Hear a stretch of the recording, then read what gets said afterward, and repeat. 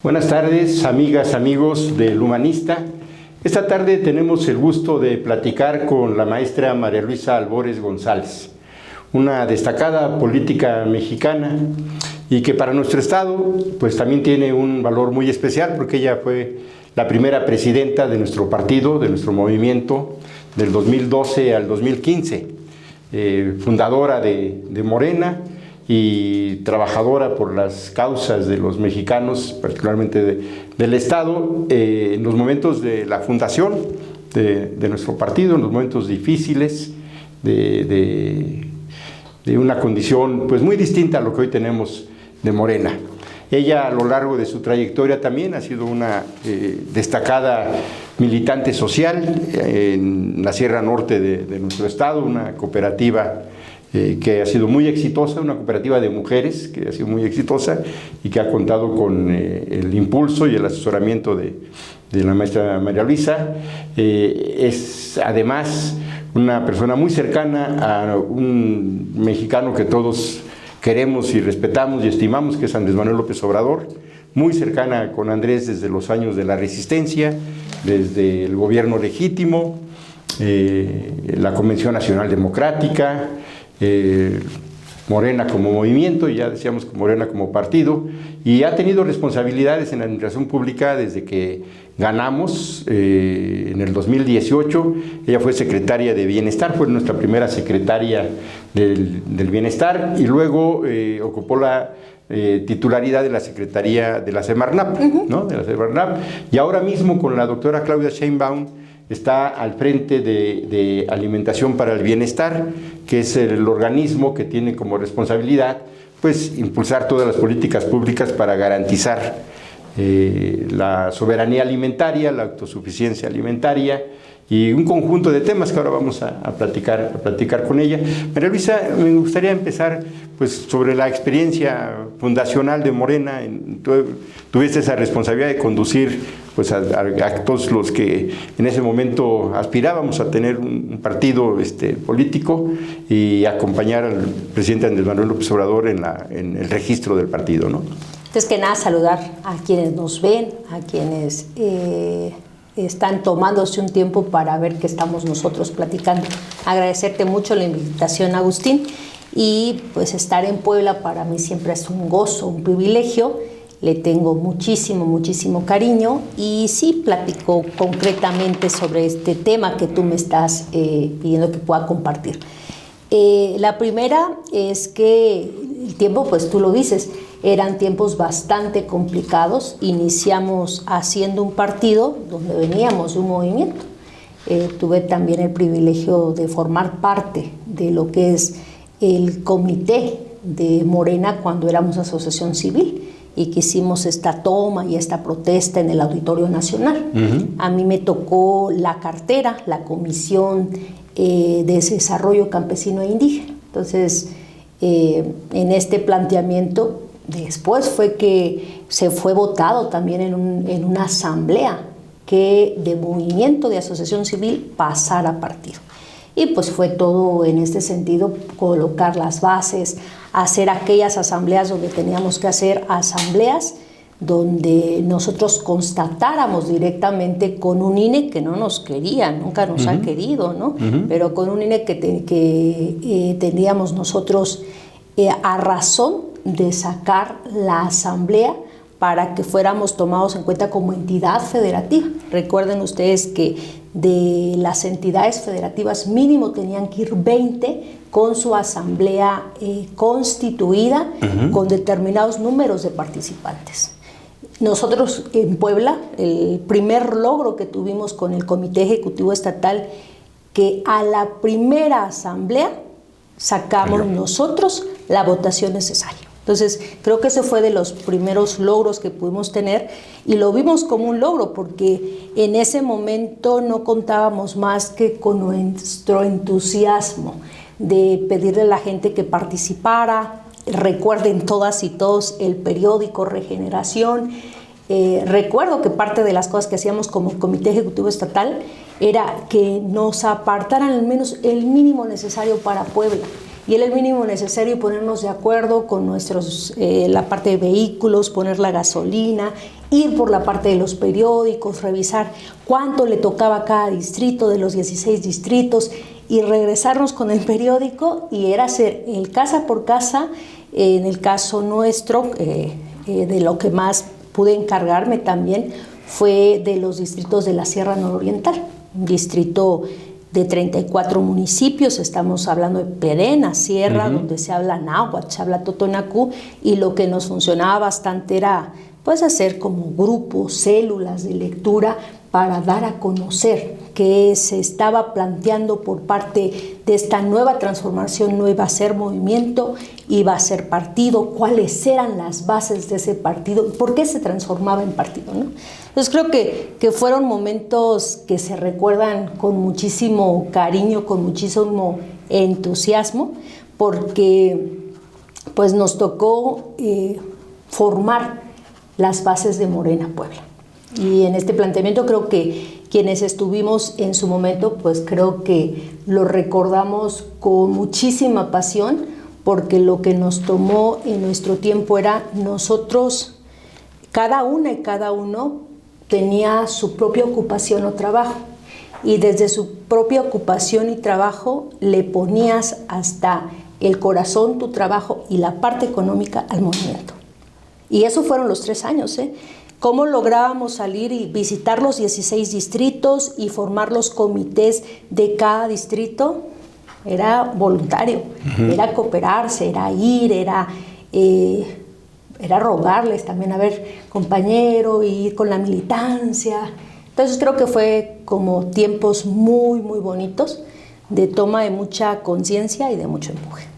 No, efectivamente, Morena, a diferencia del registro de nuestro antecedente, que fue el PRD, el PRD en el 89 heredó el registro de otro partido que ya tenía otro movimiento de izquierda, que ya tenía registro, pero Morena fue desde cero, ¿no? a convencer, a exponer de qué se trata esto del proyecto alternativo de nación, las causas a las que invitábamos a la gente a organizarse, a participar, que siguen siendo las mismas. O sea, es combate a la corrupción, combate a los privilegios, por un país con justicia, por un país con democracia y por un país por bienestar y felicidad a los mexicanos. O sea, así muy concretamente, y con eso esta generación pues salió a recorrer todo el país, casa por casa, y efectivamente no era sencillo, porque era tener una asamblea estatal de al menos 3,000 ciudadanos con credencial de elector, ¿no? Jugamos con las reglas de ellos, y con esas reglas pues nos organizamos, y con esas reglas después, ya en el 2018, pues tuvimos un gran resultado. O sea, fueron pues prácticamente 6 años entre el inicio del 2012 a la elección del 2018, que se logró tener un resultado extraordinario, que ha sentado las bases ahora para llevar adelante la cuarta transformación de la vida pública de nuestro país. Y en esta otra parte, pues María Luisa ha tenido un papel relevante, ha sido, decíamos, miembro del primer gabinete de nuestro movimiento, al lado del presidente Andrés Manuel López Obrador, y en un tema que es muy cercano, tanto el bienestar como después las responsabilidades de Marnap, y ahora mismo alimentación para el bienestar, pues es como que un continuum en la temática. Y bueno, tú has estado ahí en el corazón de la toma de decisiones, de la implementación de las políticas públicas, y por eso tu voz pues es muy importante en términos de lo que se ha hecho, lo que se ha avanzado, qué nos encontramos cuando ustedes llegaron, ¿no? y qué cosas se han ido transformando. Pues muchísimas gracias.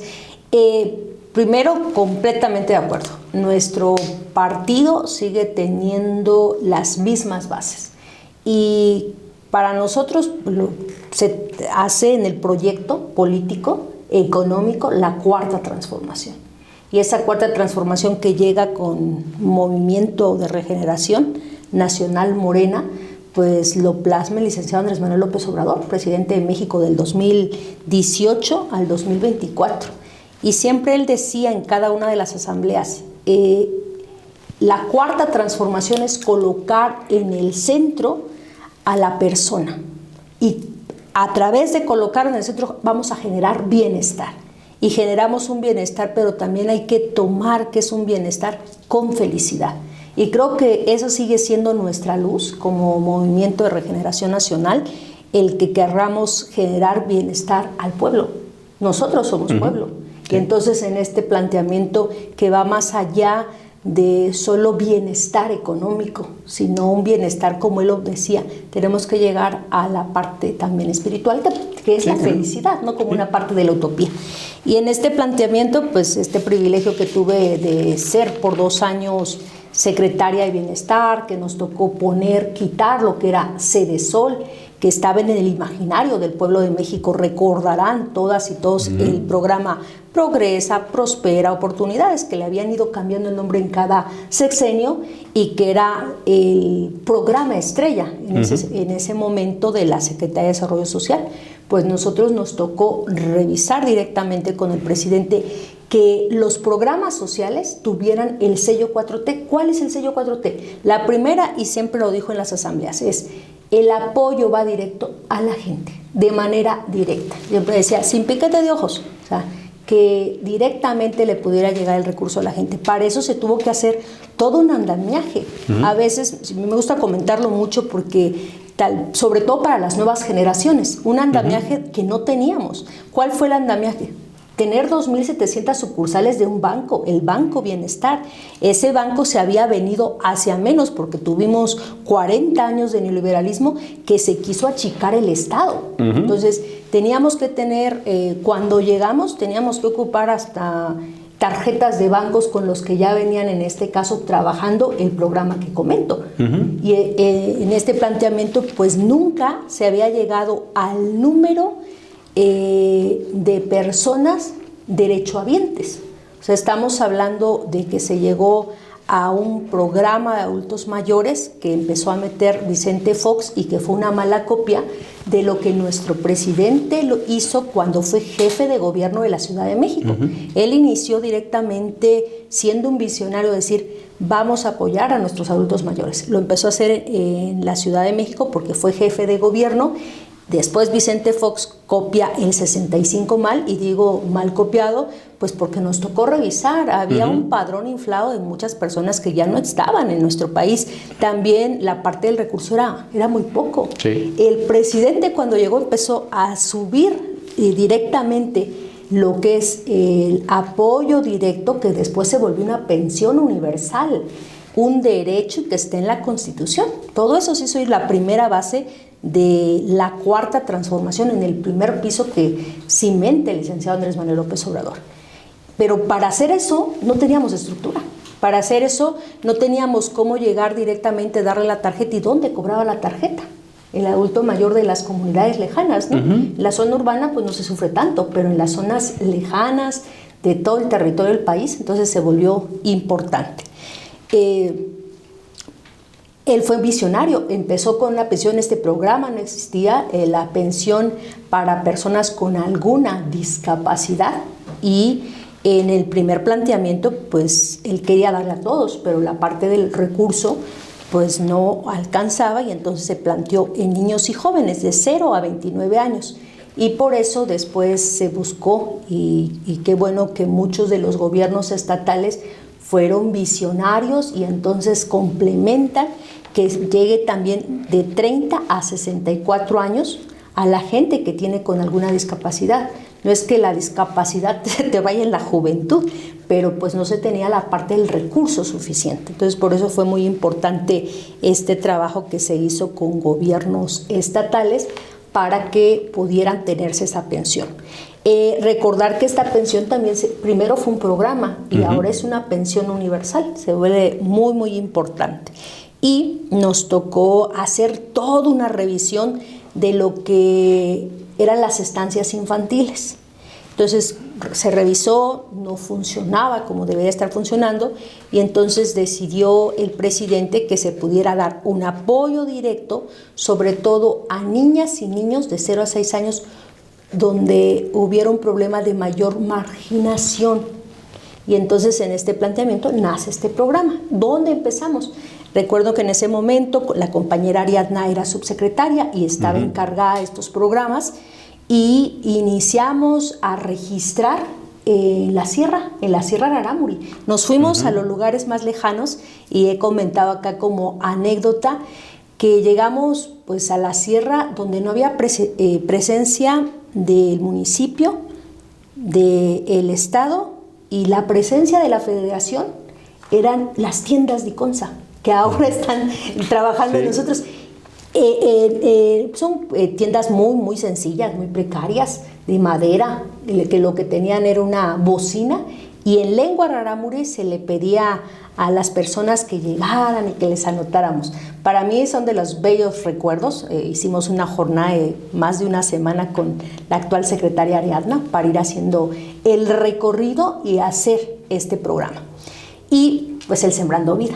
El Sembrando Vida, que parte de la metodología tuvimos el honor, el gusto de tejerlo directamente, y que pues ahora tenemos a más de 440,000 campesinas y campesinos que empezaron a tener la oportunidad de que con un recurso que llega de manera directa puedan quedarse a trabajar en sus lugares, en su ejido, en su localidad, en su ranchería, en su comunidad, porque hubo el reparto agrario, pero después ya no hubo una inversión como tal. Y se vuelve sumamente importante porque hace la posibilidad de que cuando entre una mujer o un varón al programa Sembrando Vida, se queden directamente en su lugar. Es un programa que genera arraigo, con un sentido de pertenencia e identidad en el lugar. ¿Por qué se vuelve tan importante? Porque estamos hablando de un programa muy noble que lo que va a hacer es reforestar espacios que por alguna manera, ya sea por temas que tengan que ver con pastizales o que no se había, ya no se tenía en este caso árboles, pues volver a cultivar, volver a sembrar. Y lo mejor, pues que hicimos toda una metodología que son las CAC, Comunidades de Aprendizaje Campesino. Y estas comunidades de aprendizaje campesino funcionan como grupos de trabajo que se van quedando directamente, ya sea en el ejido, la localidad, la ranchería, el lugar, y que van a tener ellos a dos guías, dos facilitadores, alguien que le da asistencia técnica productiva y alguien que le da asistencia técnica social, con la idea que en algún momento se consolide ese grupo y después de la producción en campo le pueda dar valor agregado.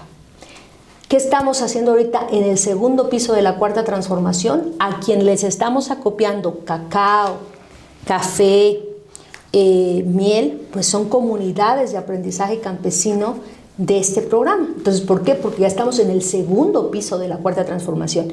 Cuando se sembró café, cuando se sembró cacao, pues ya pasaron esos años, ya tenemos esa producción, y ahora ¿qué hacemos con esa producción, ¿no? Entonces creo que se ensambla muy bien en lo que está pasando con la parte del campo mexicano.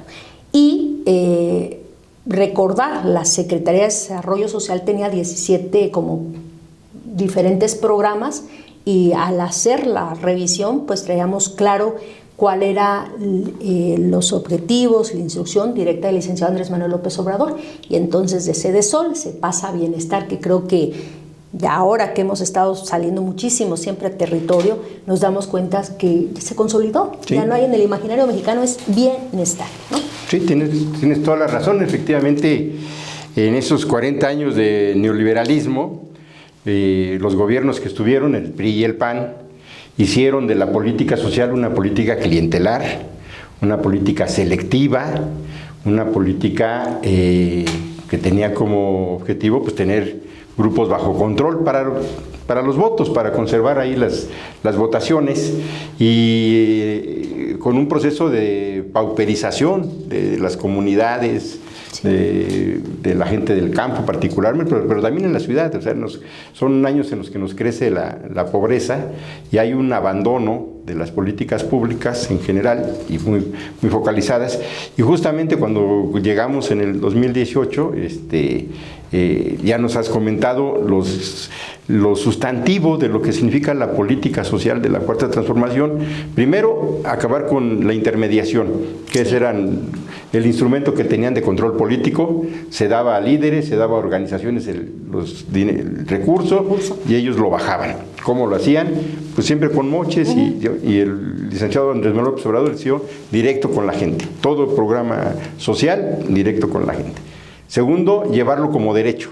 Esto me parece de lo más importante, porque eso garantiza que del presupuesto público ese dinero ya es sagrado. Ese dinero se tiene que considerar, siendo un derecho constitucional, para apoyo a adultos mayores, a discapacitados, a los jóvenes, el programa de Sembrando Vida. Ahora mismo ya con la presidenta se ha incorporado el de mujeres de 60 a 64 años. Y todo esto en esta visión universal, como un derecho más allá de el rasgo ideológico, religioso, social, racial de los mexicanos. Es un derecho al que tienen acceso al mismo. Y por primera vez el presupuesto del país llega a todos.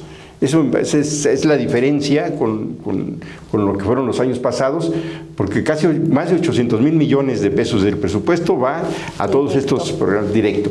Y mexicanos que fueron olvidados, marginados, que nunca pasó el progreso por su calle, hoy son parte de esta transformación, son el corazón de nuestro movimiento, toda la política social, y ahí pues María Luisa sentó las bases de todo este proyecto. Hoy se ha ido consolidando, como bien nos lo dice, pero después tuviste la responsabilidad de la Semarnat también en otro tema que nos había dejado pues un desastre de país. Durante el neoliberalismo pues prácticamente se remató el territorio, las playas, las minas, todo el suelo se repartió por múltiples ocasiones, se dejaron muchas prácticas dañinas al medio ambiente, y lo mismo, ahí el papel que tú desempeñaste en esa responsabilidad, pues igual sentó las bases de una nueva política y una nueva manera de ver la relación con el medio ambiente, de las comunidades y de los derechos con las empresas y de las obligaciones de las empresas y los derechos de los mexicanos, ¿no? Sí, en la Secretaría de Medio Ambiente tuvimos el privilegio de estar 4 años. Yo fui la tercera del sexenio del licenciado Andrés Manuel. Es cuando le dije, espero que la tercera sea la vencida. Y sí lo logramos. ¿Y sí fue? ¿Sí porque salimos junto con él cuando terminó su administración de la Semarnat. Y pues es una secretaría completamente normativa. Y bien lo dices tú, pero es muy, muy importante, porque al final de cuentas todas las industrias, 73 industrias, sectores económicos, más que industrias, sectores económicos que tenemos en el país, tienen que ver con nuestro territorio, con nuestro ambiente, con el agua, con el suelo, con la flora, con la fauna, con el subsuelo y con el aire, ¿no? Entonces, en este planteamiento, pues era muy, muy importante sentar las bases. A mí sí me gustaría compartirles a todos, pues, de la parte de los logros que tuvimos. La primera es que hicimos una gesta heroica, y la gesta heroica, ¿qué fue? En 1917, Venustiano Carranza hace la primera área natural protegida, la de Desierto de los Leones, que está en Ciudad de México. Y de ahí jamás se vuelve a declarar ni pensar en el tema que tiene que ver con el cuidado, conservación de ecosistemas únicos del lugar, únicos de la entidad federativa, únicos del planeta Tierra. Somos el 5º país más megadiverso del planeta Tierra. Significa que hay especies en flora y fauna que no hay en otro lugar, y si se acaban de acá, se acaban, o sea, ya no hay en el planeta. Entonces, en este planteamiento, pues hicimos una revisión. Y quien más había decretado áreas naturales protegidas por esta visión que tenía de soberanía y de la importancia que tenían estos ecosistemas fue el general Lázaro Cárdenas. Él en su periodo decreta 41 áreas naturales protegidas, las primeras con categoría de parques nacionales, Y así está el Ixtapopo, ¿Sí? la Malinche, Tlaxcala, Puebla, y el Ixtapopo, Estado de México, Puebla. Y en este planteamiento pues hicimos una revisión. El general, con sus 41 áreas naturales protegidas, logra proteger 1,5 millones de hectáreas. Entonces hicimos un trabajo, le presentamos directamente al presidente y afortunadamente tuvimos a un presidente que sentó una base bien importante. La primera es esta claridad y transparencia ante su pueblo. Y todos los días, de lunes a viernes, la mañanera. Y la segunda es viernes, sábado y domingo a territorio. Entonces, en territorio, ¿qué permitió? Permitió que mucho de la gente que está en territorio pues le plasmara sus necesidades del día a día en los lugares. Ahí nació la necesidad en una de las asambleas. Yo todavía era secretaria de Bienestar cuando fuimos a Mexquitic de Carmona. Mexquitic de Carmona es un municipio de la sierra que está en San Luis Potosí. Y de las cosas fuertes que dijeron los compañeros es decir, nosotros necesitamos cuidar la sierra.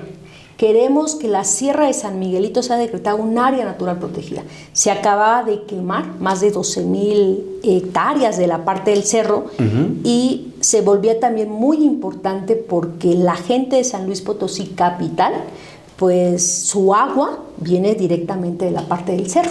Entonces yo en ese momento pues estaba en Bienestar. La única instrucción que recibí del presidente fue revisa para ver quiénes podrían entrar al Sembrando Vida, porque el programa es reforestación, ¿no? Entonces lo trabajamos. Cuando llego a Semarnat dije, pues, ¿cómo va avanzado lo de San Miguelito? Nada. Dije, no, ¿cómo es posible? Ya pasó tiempo y eso te requiere respuesta. Entonces fue empezar a revisar. Y algo que me llamó mucho la atención es que para mí no tenía el sello 4T. Para mí, ¿cuál es el sello 4T? Y que es el sello 4T que le metimos a la Semarnat para hacer áreas naturales protegidas. La primera, no se deben de pasar a licitación, a consultorías que te hagan un proyecto de área natural protegida. Se hace en casa y se hace bien porque la CONAP, la Comisión Nacional de Áreas Naturales Protegidas, estoy hablando de compañeras y compañeros técnicos excelentes, que desde ahí podría hacerse el área natural protegida. Ese es un sello, porque es un sello también de austeridad republicana y que se hace en casa. Cuando llegamos, pues, le presentamos al presidente el planteamiento de que él pudiera ser el segundo presidente con más áreas naturales protegidas. Y pues logramos la gesta heroica. Logramos 50 áreas naturales protegidas, más que el general Lázaro Cárdenas. 9 más. Con esto cuidamos nosotros entre litoral mexicano y superficie terrestre el cuidado de 9 millones de hectáreas en régimen de cuidado y protección. General Lázaro Cárdenas, 1,5 millones. Nosotros, 9 millones. Fue una gesta histórica, un regalo para nuestras hijas, nuestros hijos, los nietos y los bisnietos y los que siguen. Y sí es importante comentarlo porque ahora que ha pasado, estamos hablando de poco tiempo, los espacios donde se hicieron las áreas naturales protegidas pues tienen un régimen de cuidado, de conservación, qué se puede, qué no se puede. ¿Por qué? Porque tenemos la presión de sectores económicos como el inmobiliario, el minero que comentabas, sector porcícola, de diferentes sectores económicos que hay. Pero hay espacios que no fue así como sacado de... No, desde la necesidad también de la escucha de la gente salieron esas áreas naturales protegidas. Mismo San Miguelito, esa fue la primera área natural protegida que decreta el presidente, la logramos en diciembre el 13 de diciembre del 2022, la primera cuando llegamos, porque fue meternos, trabajar, hacer una revisión de todo cómo se hacían las áreas naturales protegidas y todas hechas en casa. Entonces, en este planteamiento fue parte de la gesta heroica. El otro tema que era muy importante era el tema de la minería a cielo abierto en México. Estamos hablando de más de 565 pasivos ambientales en minería metálica a cielo abierto. Nadie se había puesto a rastrear este tema. ¿Por qué se volvió muy importante? Porque se comentaba, pero como tal no había desde la misma institución un instrumento que tú mapearas y dijeras, aquí están estos pasivos ambientales. Nosotros hicimos todo eso. Hicimos desde la localización de cada uno de esos pasivos ambientales. Se da a conocer al pueblo de México. ¿Por qué se llama pasivo ambiental?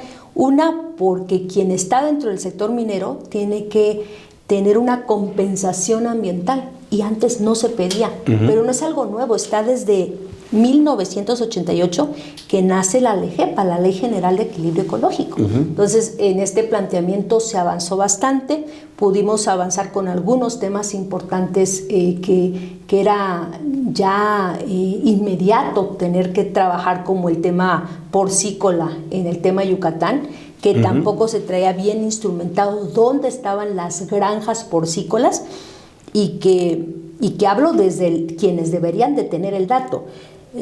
Profepa nos daba unos datos, el gobierno del estado de Yucatán nos daba otros datos, Conagua, que da el permiso para las plantas tratadoras de agua, nos daban otros datos, la misma Semarnat federal nos da otro dato. Y resulta que de 65, que nos decían unos, pasó 165, y ya cuando nos fuimos a territorio, más de 500 granjas de cerdo. Entonces hicimos un trabajo y eso salió en una mañanera, justo en Mérida. Y a través de ese trabajo, pues un trabajo muy, muy serio técnicamente, pero también de sentar al sector porcícola, decir, aquí hay 4 municipios que no puedes colocar una cabeza de cerdo más. Al contrario, tienes que ir quitando eso, porque entonces vas a tener problemas. Y no es que nosotros quisiéramos afectar las granjas porcícolas, pero también recordar que el estado de Yucatán no tiene agua superficial, es el agua todo a nivel de cenotes. Y entonces se permea directamente y entonces ya van teniendo contaminación de las aguas en la capital, en Mérida. Entonces creo que se volvió bastante un trabajo importante el tema de los menonitas en Campeche. Y pues diferentes temas que fuimos ahí colocando las bases para un trabajo bastante serio. Sí, no, les toca la parte ya al final del último año del CEDO Andrés Manuel, la iniciativa de reforma a la ley minera, donde se recogen todos estos temas y que tiene que ver con 2 preocupaciones, lo de la minería a cielo abierto por un lado y lo del fracking.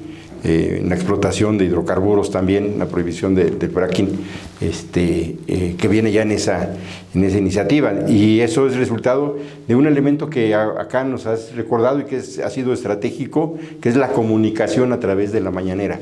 Porque no solamente era la información de cómo estábamos en las políticas públicas por parte del presidente, sino también un espacio de ida y vuelta de problemas, de preocupaciones y muchas de las cosas que se atendieron durante la administración del licenciado salieron de la mañanera, ¿no? Recuerdo lo de Puerto Vallarta, que tú también tuviste ahí. También en el tema inmobiliario. En el tema inmobiliario, el tema de... Constellation Brands, que fue cambiar toda una planta cervecera, que cómo dan permiso de hacer una cervecera. Estaba a punto de inaugurarse. Mexicali, ¿no? En Mexicali, donde no tienen agua. No hay Tú vas agua. a un restaurante y no te lo cuentan, dice, no te puedes lavar las manos, hay una cubeta, pero no se llevan a cualquier restaurante, un restaurante de los que se ocupan mucho, o sea, grandes, les tandean el agua. Sí, así es, y ahí se denunció, se llegó a un acuerdo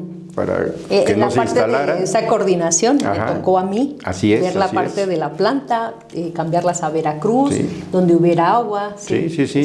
Y todo eso es por una característica de la 4T, que es esta presencia en el territorio.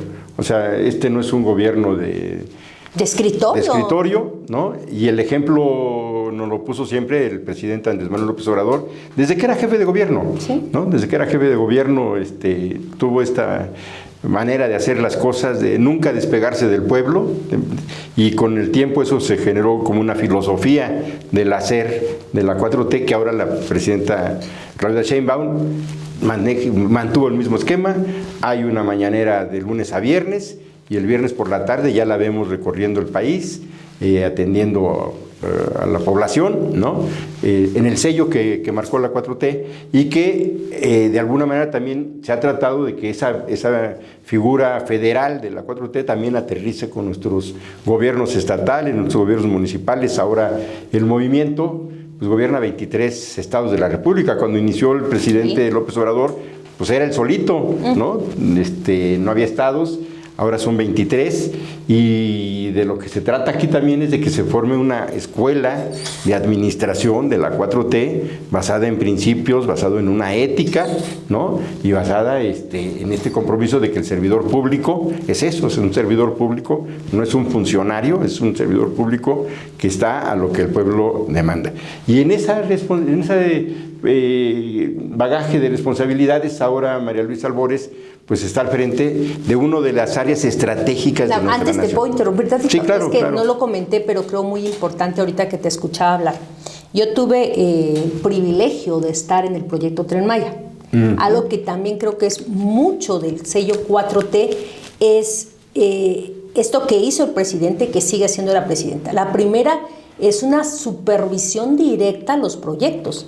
Cuando el licenciado Andrés Manuel López Obrador fue jefe de gobierno, todos los días, por la mañana, antes de llegar a la parte del gobierno, pasaba para ver cómo iba el segundo piso. Sí, sí. Lo mismo hizo para Tren Maya, cada 15 días.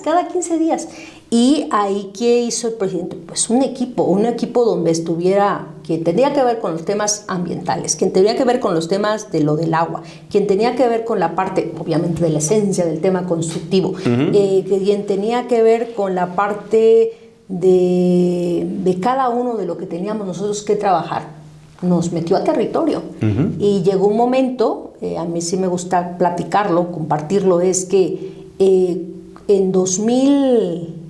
mayo de 2021, el presidente decide dividir lo que es el Tren Maya, que son 1.554 kilómetros.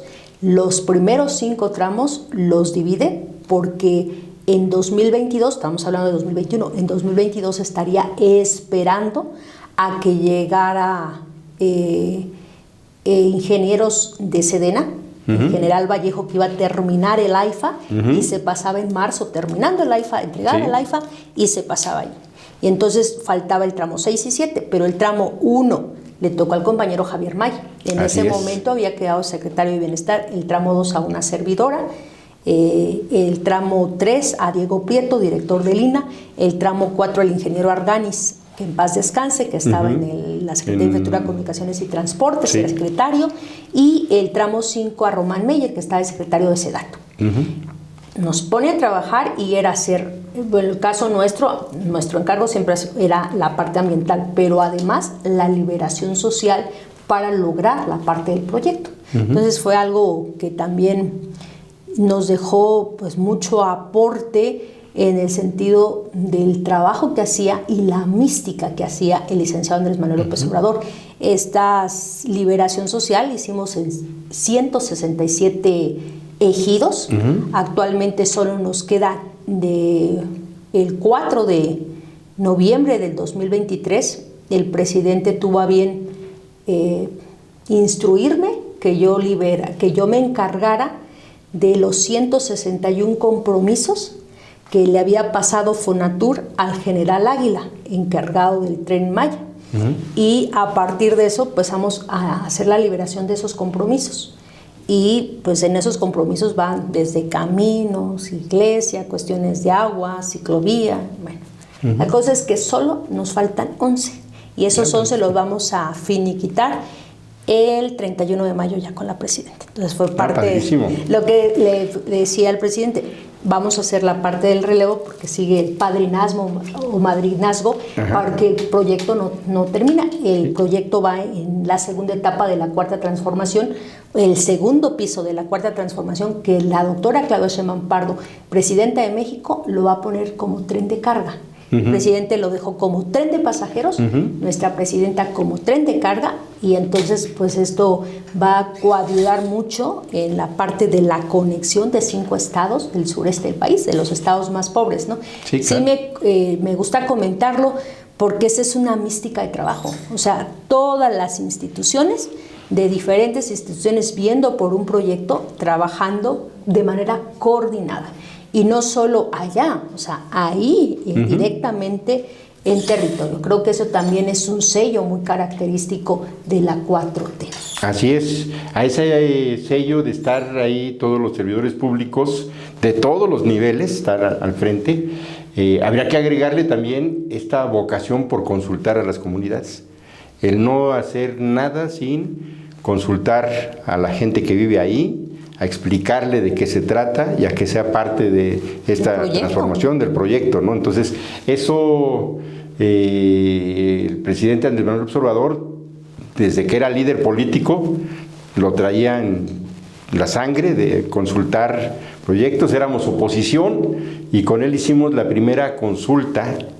La segunda consulta, que importante, porque la primera consulta se hizo en 1993 en la Ciudad de México, que era un departamento del Distrito Federal, y había el reclamo para volverla un estado de la República, y entonces en el 93 se hizo un plebiscito que se organizó en aquel tiempo, pero el licenciado Andrés Manuel López Obrador, siendo presidente de un partido anterior a Morena, en 1997 hicimos una consulta nacional sobre el FOBAPROA, sobre el tema del FOBAPROA, y ahí igual Andrés Manuel a recorrer todo el país, a explicar en asambleas que había de todas. Había asambleas de 4 o 10 personas y había asambleas de 500, 1000, 3000, que se llenaba la plaza, y Andrés, como cuando había 4 personas, se ponía a hablar como si tuviera plaza llena, o sea, con un entusiasmo, un cariño con la gente, que todos los que tuvimos esa oportunidad de acompañarlo, pues se nos va quedando aquí como parte de nuestro ADN y de la manera como tenemos que ser, ahora mismo que ya tenemos la responsabilidad del gobierno. Eso lo hacíamos cuando éramos oposición, ahora pues con mayor razón, ¿no? Entonces, Y la primera consulta que hace el presidente Andrés Manuel López Obrador, ya como presidente electo, que ahorita me vino a la mente que tú lo comentabas, fue si se quería el aeropuerto de Ciudad de México o se quería salvar al lago. Así es. Y pues fue un privilegio para mí hacer área natural protegida, echar a andar el proyecto de área natural protegida, trabajar directamente coordinando el trabajo con los compañeros de San Salvador Atenco, con Trini, con Nacho y todo, y pues lograr el que se pudiera desatorar la carretera, que era muy importante, porque eso no lo impusimos nosotros, ya venía, ya estaba, pero había que finiquitarlo porque también había una inversión. Y pues la verdad, este cariño que nos quedó con los compañeros y las compañeras del Frente de Atenco. Entonces, todo un trabajo a nivel de territorio, y eso fue un privilegio porque yo llego a Semarnat en septiembre y en noviembre se da una mesa de trabajo porque el presidente escuchó cuando fue a Texcoco a la gente del Frente, y entonces los recibió un lunes en Palacio Nacional y acudimos varios secretarios y me dice: a ver, tú vas a coordinar, y yo, ayúdame. Pero la verdad es que nos ha salido un trabajo excelente con la compañera del Frente. Tenemos área natural protegida que está en uso porque tenemos un parque, visítenlo, nos quedó bien padrísimo, bonito. Están visitando, llegando más de 250,000 aves migrantes. O sea, imagínense la importancia que tiene. Es una esponja, porque estamos hablando de donde llega el agua, no la vemos, pero internamente llega el agua, y pues coayuda muchísimo. ¿Para qué? Para cuando haya precipitaciones muy altas en un solo momento, esos son nuestros vasos reguladores. Así es. ¿Por qué era tan importante? Porque ese espejito es el lago de Texcoco, pues ahí inició la Gran Tenochtitlan. Y recuerden que es nuestro símbolo patrio, es lo que se ve el espejito azul del símbolo mexicano. Entonces, en del escudo nacional. Y ahora es un parque ecológico que se puede visitar, es un área natural protegida, también tiene calidad de sitio Ramsar, porque lo logramos. También es un AICA, un sitio para aves, y tenemos aeropuerto. Porque en marzo el presidente dejó el AIFA y pues muchas y muchos que hemos tenido la oportunidad de volar en el AIFA. Está el aeropuerto, se tuvo lo que en la consulta dijo el pueblo de México: queremos que se cuide, que se conserve el lago, y queremos que haya aeropuerto.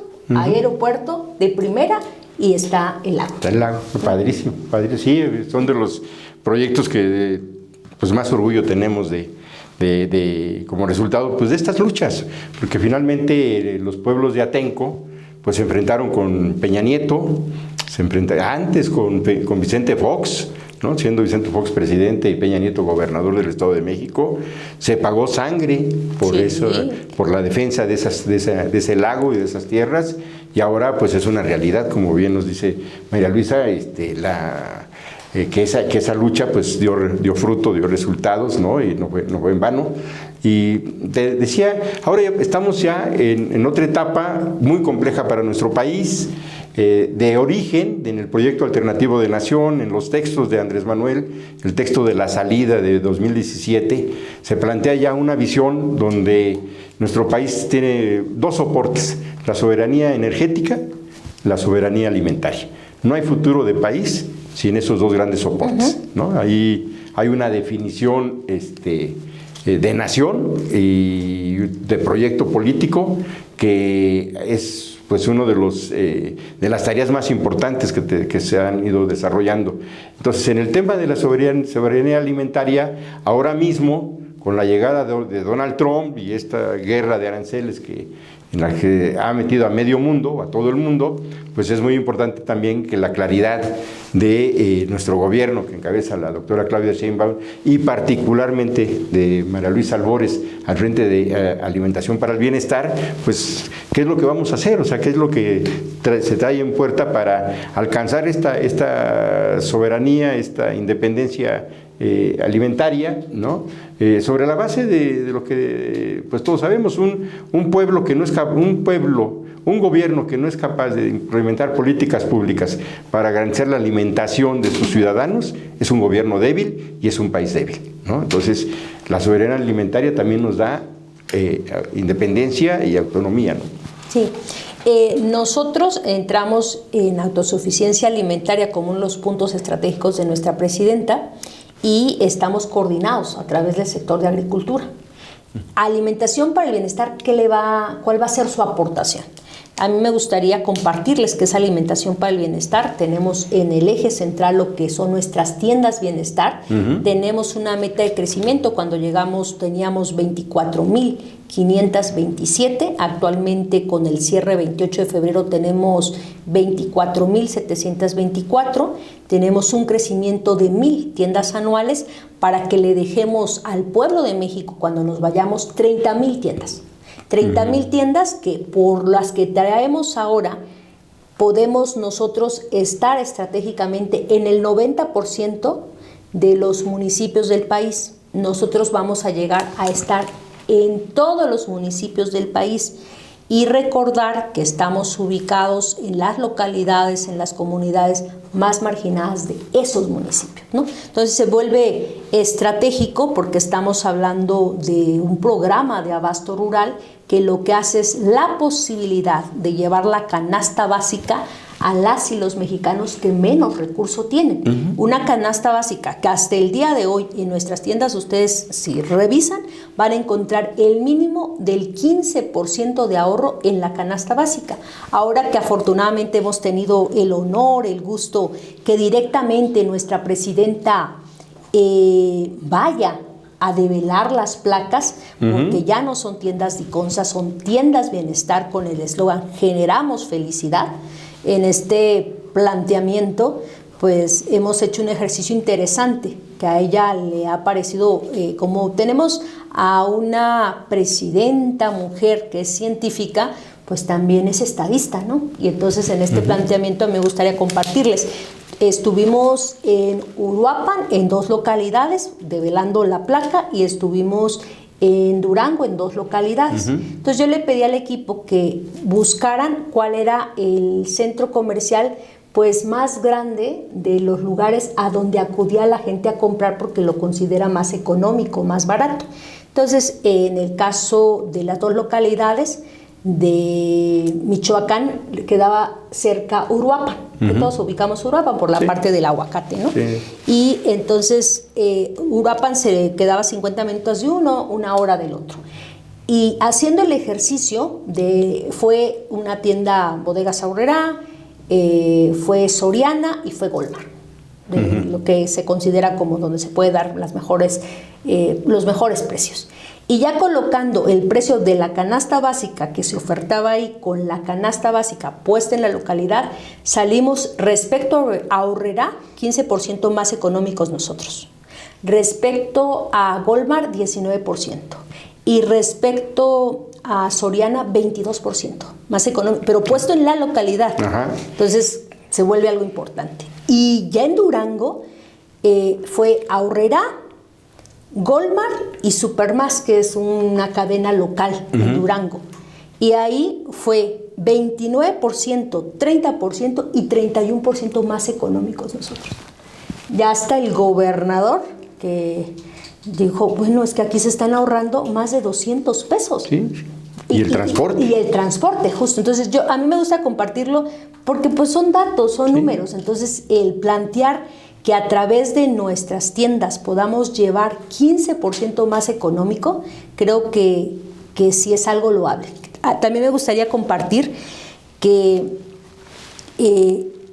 nosotros, a nivel de nuestras tiendas, somos los que damos más económico el maíz y el frijol. El caso de maíz lo damos en 6,000 la tonelada, en 6 pesos el kilo. Y el caso del frijol, cuando entramos, estaba en 35 pesos el kilo. Como aperturamos y ahora Alimentación para el Bienestar también le corresponde la compra de maíz y frijol a pequeñas y pequeños productores, empezamos la compra de frijol en noviembre y empezaron a ver afortunadamente buena producción, sobre todo Zacatecas, Durango, que es los estados que más producen. Zacatecas es el que más produce frijol en el país. Entonces, en este planteamiento revisamos y vimos inventarios y demás, de 35 pesos el kilo de frijol, como estaba, lo pudimos bajar a 30 pesos el kilo. Entonces, 30 pesos el kilo, pero planteando que 30 pesos el kilo será todo 2025 y todo 2026. O sea, eso también es una estabilidad.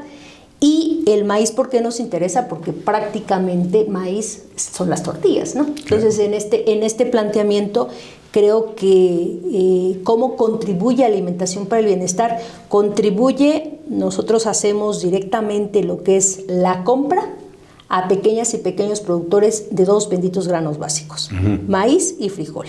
Que recuerden que normalmente las mexicanas y los mexicanos traemos la dieta de la milpa y que en desayuno, comida y cena no faltan las tortillas y los frijoles, ¿no? Lo complementas con carne, con proteína, con otra cosa, verduras y lo que quieras, pero es lo básico, ¿no? Y en este planteamiento creo que también es muy importante compartir y comentar pues que nosotros ya estamos llevando directamente la compra a pequeñas y pequeños productores. ¿Qué es lo que estamos haciendo en el ejercicio con estados con los que podemos trabajar? Del estados del movimiento, del Movimiento de Regeneración Nacional. Entonces hemos estado trabajando acá con la subsecretaria, con la compañera Pati Ortiz del gobierno de Puebla, y entonces lo que estamos planteando nosotros es que a nuestra empresa le conviene que el maíz que se vende en nuestras tiendas aquí en Puebla, pues sea maíz de productoras y productores poblanos. ¿Por qué nos conviene? Por los fletes, por el peaje. Claro. Entonces, en este planteamiento, ese es un planteamiento de un gana-gana. También queremos estar trabajando directamente con los gobiernos para que el maíz que se consuma a nivel de nuestras tiendas sea maíz producido en la entidad federativa. Entonces creo que esto es parte de las contribuciones allá en la parte de números, porque sí tenemos que lograr la autosuficiencia alimentaria al menos en nuestros granos básicos. Sí. ¿Qué son nuestros granos básicos para nosotras las mexicanas y los mexicanos? El maíz, porque se sigue teniendo un consumo per cápita de 75 kilos de tortilla al año, un mexicano y una mexicana. Este dato a mí me impactó. Sí. En 1980, las mexicanas y los mexicanos consumíamos 16 kilos de frijol. 2022 se consume 9 kilos. Tenemos que también volver a hacer una reflexión fuerte. El frijol es de lo mejor que puede haber en alimentos. Es hierro, es ácido fólico, o sea, es un superalimento. Entonces a mí yo me impactó porque creo que parte de lo que sigue en las segundas fases que vamos a hacer en la alimentación para el bienestar es el fomento a nivel de la reflexión en las localidades de tener consumos sanos, que nos permitan a nosotras las mexicanas y los mexicanos, pues en base a nuestra alimentación, tener nuestra salud. Yo siempre le digo a los compañeros, la presidenta nos instruyó, que es parte de lo que ya estamos trabajando, es trabajar con cacao, con café y miel, por ahora, porque después seguramente luego vamos a ir escalando a otros productos. ¿A quién le estamos comprando el cacao, al café, a la miel? Pues ya decía a compañeras y compañeros del programa Sembrando Vida, pero somos un país que produce, pero que consume poco, y voy a dar los datos. En el caso del café, en el caso de Brasil, pues es un país productor de café, pero consume 8 kilos un brasileño de café al año. Un costarricense 4 kilos, un colombiana 3 kilos. Y nosotros no llegamos ni 800 gramos por mexicana. Entonces estamos metiendo a productos que tenemos nosotros que fomentar la parte del consumo. De cacao también consumimos poco. Y de miel ni se diga, súper poco, ¿no? Entonces, en este planteamiento yo siempre que he ido a las unidades operativas, le digo a los compañeros, tenemos que hacer toda una estrategia de comunicación, de difusión, porque nosotros somos alimentación para el bienestar, no soy alimentación para el malestar. Sí, y todo el mundo lo sabe. Cuando yo les hago la pregunta, a ver, ¿qué creen que es lo que más consume una mexicana y un mexicano? Y todos me dicen, el refresco. Y ya me dicen la marca del refresco. Se consume más de 150 litros por mexicana del refresco. Yucatán, con sus 106 municipios, cerró en 2024 con un consumo de 240 litros. Y el dato que a mí me impacta mucho es en San Cristóbal de las Casas, recordar que Vicente Fox Quesada dio el permiso para los manantiales. Estos manantiales que los ocupa Grupo FEMSA, pues para hacer refresco, ¿verdad? Sí. Y entonces, para que la gente no estuviera inconforme, ¿qué es lo que hizo? Bajó el precio del refresco. El refresco más barato del país y del planeta está ahí. Y entonces, ¿qué ha llegado a pasar? Que hay un consumo de más de 800 litros de una persona de la región de Los Altos en consumo de refresco. Con el tiempo que pasa, temas como diabetes. Se te va para arriba el peso de la gente y te llegan las enfermedades de diabetes, efectivamente. Sí, entonces, hay un problema social. Sí, entonces yo siempre le digo a los compañeros, miren, yo tengo que compartirlo, comentarlo y tenemos que ir haciendo todo este tema de educación popular porque somos alimentación para el bienestar. Si soy alimentación para el bienestar, miren, yo ni me preocupo. Pero también es una reflexión porque también hasta los consumos nacionales cambiaron. Yo veo a veces compañeras, madres jóvenes, y yo les digo, bueno, yo crecí, yo soy originaria de Cocingo, Chiapas, crecí, y me acuerdo que cuando íbamos a la primaria, pues llevábamos nuestro lunch, era llevar la cantinflora con el agua de la fruta, allá consumimos pozol y un cuadrito. ¿Y qué es lo que me metía mi mamá? O tamales, o empanadas, o unos plátanos, o enfrijoladas, enmoladas, lo que había. Pero ahora creen que un sándwich, un pan de caja, la mayonesa, un queso amarillo que es amarillo porque tiene amarillo número 5, pero no tiene proteína ni trae queso, y embutido. Y recuerden que a los lugares más lejanos no crean que les va a llegar un buen embutido. No. Entonces, sí, también el cambio de hábitos. Para que el niño se vaya contento, su juguito. Que de juguito tiene 0.002 de la fruta que dice. Colorante, una bomba de azúcar y ahí va. Entonces, yo creo, y yo se los digo, o sea, si yo fuera alimentación para el malestar, miren, yo no molesto a nadie, pero somos alimentación para el bienestar. Entonces, en esta estrategia que trae nuestra presidenta, ¿qué haceríamos como alimentación para el bienestar? Primero, en el crecimiento de nuestras tiendas, ayuda y coayuda para que podamos ofertar esta canasta básica directamente a la gente que menos tiene, diciéndote este sentido de que tiene al menos del 15%. En la cuestión para el ahorro, puesto en la localidad. El otro tema es que desde nuestras tiendas que tenemos, nosotros abastecemos el programa de leche, tenemos 4,000 puntos de Liconza y queremos llegar a más. No es un programa que está con nosotros, pero creemos muy importante tener las ventanillas en nuestras tiendas para la entrega de la leche.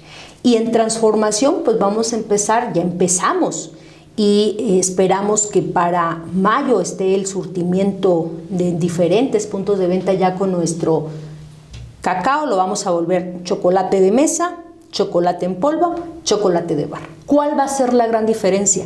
Que el chocolate de barra que vamos a ofertar es 50% cacao. El chocolate de barra que se compra, no voy a decir la marca, pero que se compra, no llega a tener cacao. Tiene colorante, saborizante y todo. Pero si llega a tener cacao es un porcentaje muy mínimo. Nosotros vamos a ofertar esta barra que solo va a tener 50% de cacao, leche, azúcar de caña e inulina, que es algo que para el aparato digestivo. Nada de conservador, nada de colorantes, nada de saborizantes artificiales, natural. En el caso del chocolate de mesa va a ser 35% cacao, canela y caña de azúcar. Lo único, igual sin colorantes, sin saborizantes, natural. Y el de polvo, que se hace a partir de cocoa, 30% de cocoa. Igual, azúcar. Entonces, y haremos, por instrucción de la presidenta, el café, nosotros no lo vamos a vender tostado y molido. El café va a ser soluble, porque el 84% del pueblo mexicano prefiere el soluble. Entonces nos vamos a meter al soluble. ¿Cuál va a ser la gran diferencia del soluble que vamos a ofertar nosotros? Uno, que 100% va a ser café, que es café pagado a precios justos directamente a pequeñas y pequeños productores. No sé si sepan, pero la única ley en el mundo que le permite a una transnacional que pueda ofertar en su café como café, 30% puede ser que no sea café, puede ser maíz tostado y molido y lo demás café, azúcar quemado, lo que tú quieras, porque así quedó, ¿no? Entonces nosotros vamos a ofertar un café 100% café. Y la miel es un superalimento, pero consumimos muy poco. Muy poquito. Estamos consumiendo 200 gramos. Es muy poquito, es como esto en una tacita. Yo siempre le digo a los compañeros, seguramente es las 2 cucharaditas que le ponen cuando les da la gripa o la tos al año. Porque de ahí no hay consumo. Entonces creemos nosotros que esto es parte de lo que tenemos que ir haciendo este trabajo para lograr que suba al momento de una difusión seria, de un trabajo a nivel de territorio, de planteárnoslo como algo que tiene que ver con lo más sensible que es la salud de todos. Y yo pongo esto, o sea, ¿qué nos gusta a las mexicanas y a los mexicanos? Algo que nos daña la salud y que teniendo diabetes es una enfermedad crónica degenerativa, no se te quita nunca, aprendes a vivir con eso, pero va mellando tu salud y al mismo gasto del Estado mexicano, ¿no? Entonces creo que sí es muy importante el que esté alimentación para el bienestar justo. Por eso el eslogan es tiendas bienestar, generamos felicidad. Queremos que nuestras tiendas también tengan pues una vitalidad a nivel del ente comunitario, en la ranchería, en la localidad, en la comunidad. Está instruyendo nuestra presidenta para junio que a través de nuestras tiendas nosotros podamos llevar el medicamento del programa Salud Casa por Casa. Y eso se vuelve bellísimo, porque en lugares donde no haya una casa de salud, no haya un IMSS Bienestar o la clínica les quede a muchos kilómetros, nosotros directamente, a través de lo que se trabajará con la Secretaría de Salud, estaremos llevando el medicamento, así como llevamos la leche del programa de leche. Entonces eso se vuelve también como muy revitalizador para nuestras tiendas. Sí, no, excelente maestra. La verdad es que en esta filosofía que nos marcó el presidente Andrés Manuel López Obrador de trabajar para el servicio del pueblo, estas panorama que nos das de los retos, de las tareas de alimentación para el bienestar, pues van en esa misma filosofía del humanismo mexicano, que además así es como le hemos dado ya nombre a toda la política pública que desarrolla nuestro movimiento en todos los niveles de gobierno. Pues nosotros te agradecemos muchísimo esta oportunidad de platicar. Sabes que Puebla es tu casa. Gracias. Ahora mismo el gobernador Alejandro Armenta también está implementando una política social muy importante, trascendente para el Estado, y hay una coordinación, aquí siempre ha habido una buena coordinación. Yo ahorita que comentabas de los programas sociales, 2 de ellos se anunciaron aquí en Puebla. La escuela es nuestra, aquí inició, y este de la discapacidad, aquí también en Puebla lo anunció el presidente Andrés Manuel López Obrador. Entonces Puebla siempre ha estado presente en las políticas públicas de nuestros presidentes, y ahora con la presidenta Claudia Sheinbaum y la coordinación que tiene con el gobernador Armenta, su gabinete, el gabinete de la doctora, pues tenemos buenos tiempos para Puebla, pese a lo complejo que viene con Donald Trump, que bueno, hoy ha anunciado pues que creo que el 10% de aranceles. Habrá una respuesta importante de la presidenta. Tendremos directrices como gobierno y como nación para seguir contribuyendo al segundo piso de la Cuarta Transformación. Muchas gracias. No, al contrario, muchísimas gracias. Te agradezco mucho la charla, y pues a quienes nos ven y nos escuchan, muchísimas gracias. Ella es María Luisa Albores González, titular de Bienestar, Alimentación para el Bienestar. Gracias.